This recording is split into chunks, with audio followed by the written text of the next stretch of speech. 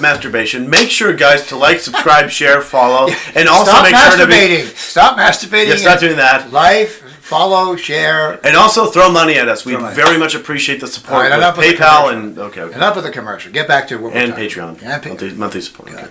Okay, so relativism is his hot button issue. Mine is Marxism.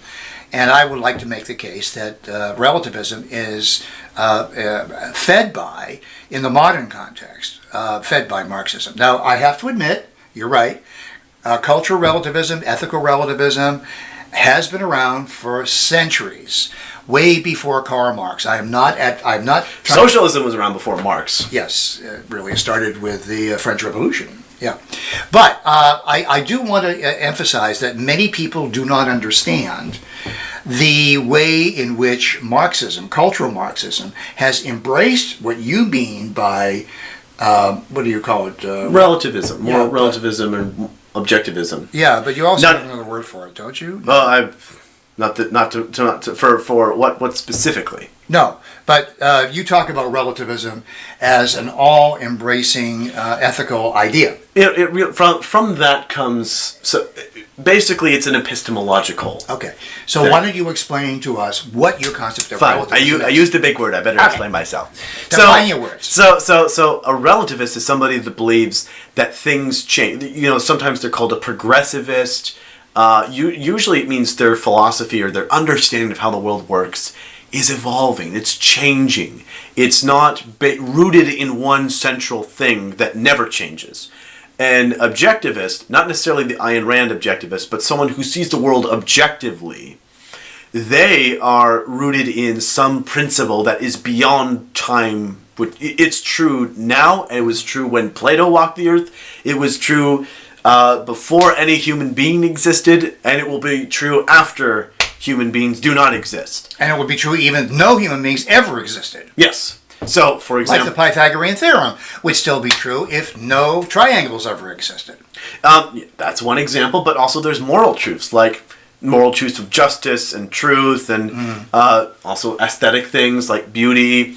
But here's the catch is that we do not have a perfect understanding of objectivity. And a lot of relativists simply grab hold of this and simply believe that, well, therefore, since we cannot know, we just go with what we feel, or go with what we perceive.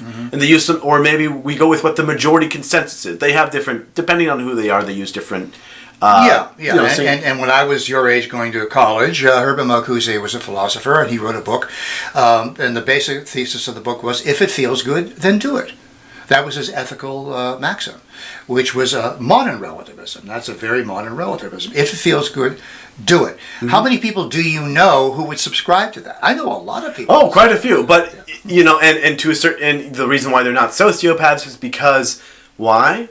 Because murdering innocent people would feel wrong, or stealing would feel wrong. However, you get caught. Well, that's the rub. Now, the really scary thing. This is why I'm more concerned about the relativists than the communists. Is more people will subscribe to the relativist understanding philosophy, then they will openly say, "Oh, I'm a socialist. I'm a communist." Even though socialism and communism and Marxism spring from relativism. Right. Yeah. They're too politically charged, whereas relativism is culturally and socially charged and has social meaning to it. Yeah. And it's easy to sell relativism because to each his own, everybody do his own thing. Who am I to judge? Do what you want. It's okay. I don't care. I love you no matter what. I will always tolerate you. You know, rather than strictly abiding by a principle or a standard that doesn't change, a standard that, you know, here's an example, a biblical, forgive me, don't shoot me, a biblical example, take Daniel in the lion's den. It's a great example. Yeah, okay. Daniel had this principle of honoring God, honoring the God of Israel by praying to his God. And even though the king was very welcoming and understanding of different religions, these different jealous advisors changed the law. The law changed so that anyone who worshipped any other god than King Nebuchadnezzar, would be thrown into a den of lions. Right. However, because Daniel was an objectivist, he believed that just because a human passed a human law enforced by humans, that did not change the underlying principle of obeying God and praying to the God of Israel. Right. And so even at the cost of his life, which you should read it, by the way, there's a twist ending at the end, but yeah. It's not a surprise, though. Yeah, well, says the guy who went to Catholic seminary. For all you wonderful atheists out there who have never touched a Bible, go check it out. It's pretty, didn't see that one coming. Anyway, that's one example of a person who abided by an objective rule in spite of a changing law or culture, even at the threat of his own life. And that's what a real objectivist person will do, is they will not change based off of culture. Well, they believe two things. Relativists believe that there are no absolute, universal, ethical, moral truths. And the second one is, except for that one. No, except for that. Well, that's where they contradict themselves, right? So there can be no objective, moral, absolute truth except the moral absolute truth if there are no moral absolute truths. So you can see how tied up and twisted they get in their own thinking. But they don't think very deeply because they easily would give up relativism. The second thing that they believe, which makes them relativists, is that all language is ambiguous. And that sounds like postmodernism. Well, it is a modern idea, although it does have ancient roots. There are ancient roots. Even St. Augustine wrote about the ambiguity of language. That's a long time ago. Okay. But he didn't make a policy out of it. He didn't make an ethic. He didn't try to make an ethic out of it. In fact, he was quite the opposite. But if you take those two things, if you take the idea that there are no objective moral rights or wrongs, and couple that with all language is ambiguous, you get modern cultural relativism, which is distinct from personal or subjective relativism. Subjective relativism is, there are objective laws. If the cop puts his hand up at the traffic light and says, stop, that's not ambiguous. I'm going to get arrested. Well, what if I don't? What if I interpret? What if I speak a different language? He'll take out his gun and shoot your ass. All right. Well, what if I'm white? He'll take your gun out and shoot your ass twice, both cheeks.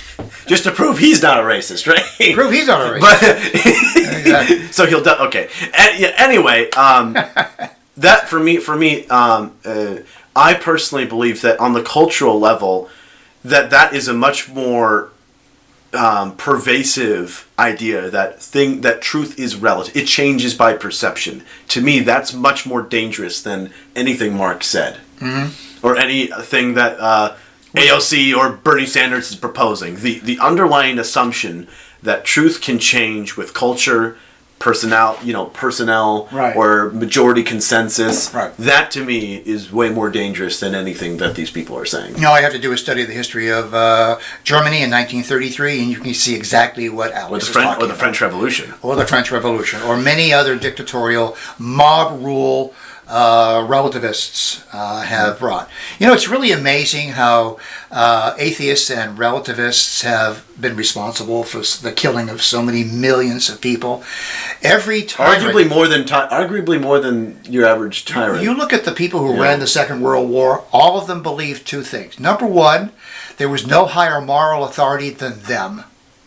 Okay? Yep. And number two, they had the right, therefore, to command the world and to usurp the power of everyone.